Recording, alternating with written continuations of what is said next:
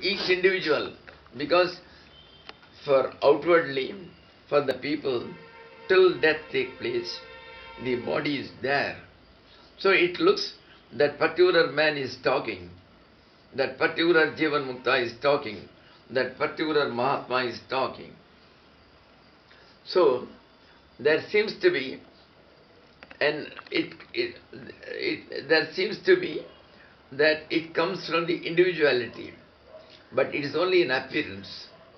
Even though it comes to the individuality, in the pre-liberation period, it was all based on the I, the ego. But now, as I said, it's going to be based on pure life, a life where there is no impurity, where everybody is equal, where there is no question that somebody is inferior or somebody is superior. It's a beautiful life. So it will be based on that. So in one point of view, we can call it as unique individuality. Unique in the sense, each individual is talking. So it is not a general individuality that each individual is talking from his own gunas, Rajo guna, Tamo guna. So each one is talking in his own way, based on his earlier conditioning. So one Jivan Mukta then will not be talking like the other one. No, it is not so. It all comes from the same source, the ultimate source, the reality. So that is the type of action we will be having. The question will be, now the actions during the pre-liberation period, when we are supposed to be bound by Maya, as he said, it is marked by ego. So, is there any special distinguishing mark for the actions which take place after the liberation? The action after the liberation will have no compulsion. Neither from your inside you will say, I have to do it. No question. Because it is a liberation. Where there is a compulsion, there cannot be a liberation. So you are free. Then how can there be a compulsion? But it takes place from the one source, from the top source, from the reality. And it is a beautiful action. So, how to distinguish it? Is there any distinguishing mark? Yes. The post-distinguishing mark is only one thing.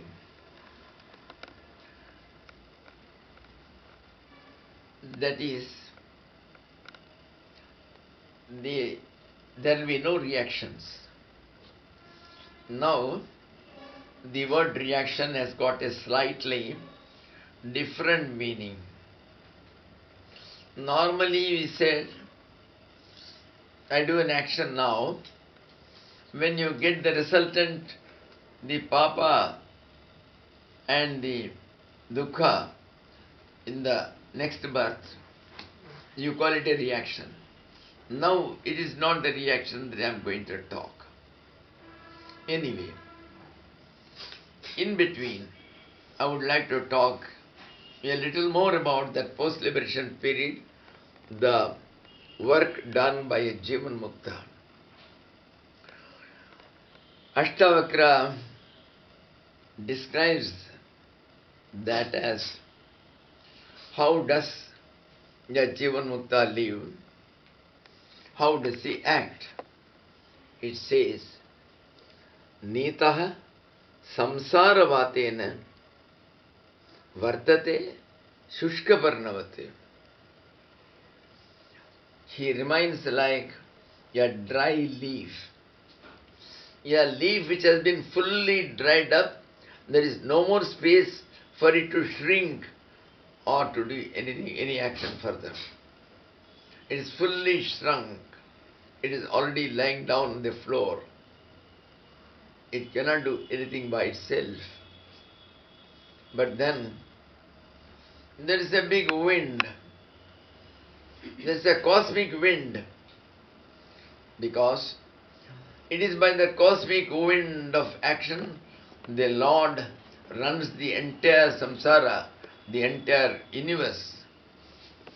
So, when the entire universe is being propelled by a force, the same force makes everybody act. If there is a big storm, even a small blade of grass which is sitting quietly, it could be moved some hundreds of kilometers. I am told in America, the houses are all made of some artificial structures which are all joined together, assembled together and made. So, early morning after a storm, when the fellow gets up, he finds he is 300 kilometers away from the original place. So in the same way it happens. Nitaha samsaravatena. He is being wafted by the cosmic wind of action, where that reality, while running the universe, produces. So, is a small, infinitesimal part, yeah, Jivan Mukta. And so, he is also propelled in that way. Now, we are giving the example of a dry leaf. When the storm blows, the dry leaf will fly and go 100 meters and fall somewhere. Where exactly?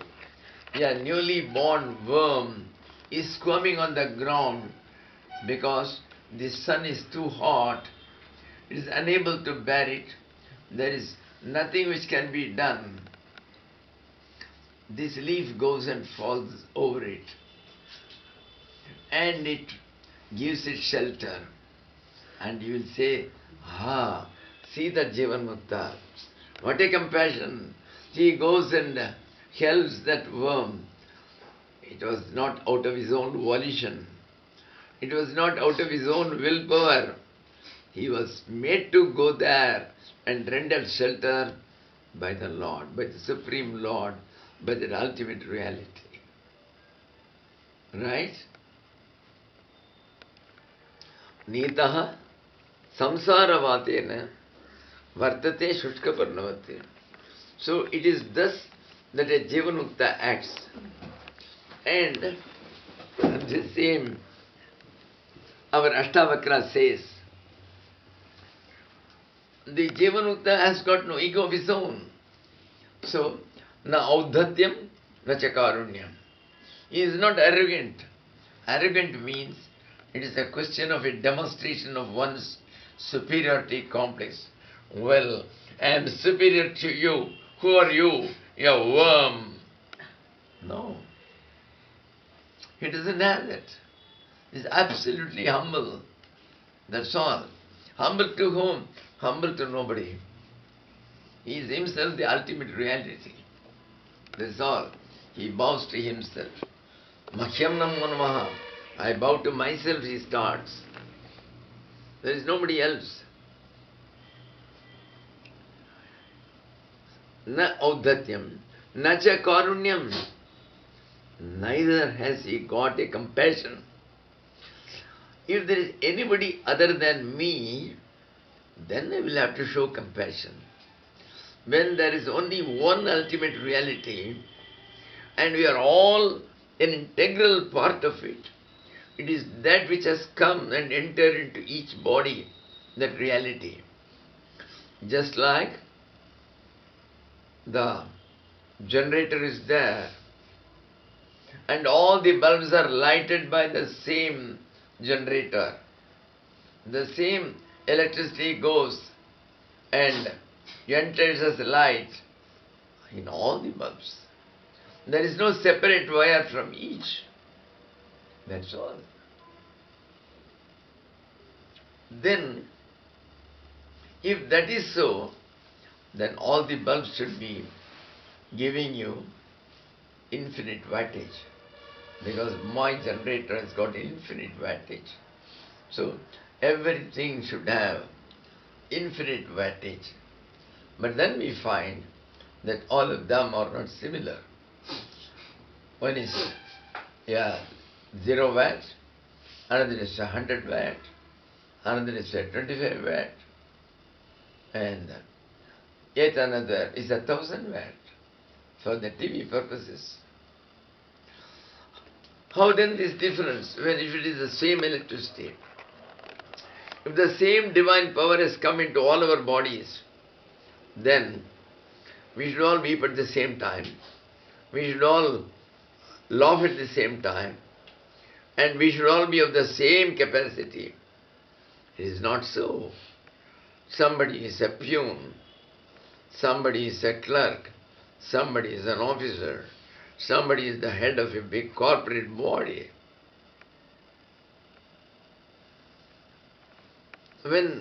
How that is so? It is not due to any defect in that power which has come. It is all due to the defect in the bulb, in the container, where the contents. There is the container. If we purchase some tinned fruits, the fruits are the contents, and there is a dabba, there is a container made up of tin. It is of no use to us. We just throw it off. Similarly, the body is of no use to a Jivan Mukta. It just looks that he is maintaining it for you and I, because it is not out of our volition, it is all the thought of the cosmic body. One thought has become one man, another thought has become another man. The entire billions of the billion thoughts of the cosmic reality. And each one represents that. But then he has produced a cosmic body for us to work, because the energy cannot work without a medium through which it has to work. If there is no bulb, the electricity cannot come by itself and then shine in the air. It has to come through a wire. It has to come into a bulb and then give us the light. So it is the medium which has got the problems. It is the medium which is not pure, which is impure. And, well, we call in the case of a bulb, that which holds the entire light has come into each, the entire wattage. Each one is full. It is of the same wattage as the generator. But then it is not coming out. It has become a thorough miser. He has got a lot of money in his bank, but he is not prepared to spend a pie. Not one pie is coming out. So similarly, the electricity is not coming out fully. It comes out a little, it comes out a little more, it comes out a much more. It is because of the resistance in the bulb. Then what is the resistance? What do you mean by resistance? Resistance means obstacle, impediment on the way. So, what is that impediment? What is that obstacle in us which does not allow our full divinity to come out when it is inside? Well, and our elders have found it. We have got mainly Raga Dvesha. We have got an attachment. This is my son, this is my grandson. That fellow, That's my belief. Neighbor's grandson is a nuisance, always comes and looks at us. Thus we distinguish. It is thus naturally, it is all the impurity we have. It is all the impurity we have. If you are pure, you know pretty well, it is the same electricity which is there. There is no question of electricity in the neighbor, or this neighbor or that neighbor. In all the same electricity dwells. It is I who is everywhere. So where is the question of an enemy? Where is the question of an attachment? Where is the question of my son? Where is the question of my neighbor's son? It's all one and the same. So it is that special attachment to few and the special revulsion to others. It may come up to the stage of a hatred. It can even go up to the stage of an enmity. It is that which stands in the way. If only we can avoid it, it's a pure life. Nothing can affect it. You see, a king had a big fighting cock. He wanted there should be a cock fight. Each of his lords, he had a fighting cock. So one day he wanted all of them should be brought together in the arena and the one will fight against the other. Well, it will give me a lot of pleasure to see. So he wanted to train it so that it should win. After all, the king's cock, it cannot afford to be defeated by others. So he gives it to a trainer who is a Sufi saint. He said, yes, I shall train it. 2 months over. Hey, what has happened? Have you trained it? Sir, it's still, whenever something else comes, it lets out a war cry. That's bad. So I have to still train it. Hey, it is all required in a war. I don't understand this fellow. He said it is bad. Anyway, I shall leave it to him. He's a trainer. He didn't tell him anything. Another 2 months passed. Hello, have you trained my cock? I have trained it all. Now it doesn't let out the war cry.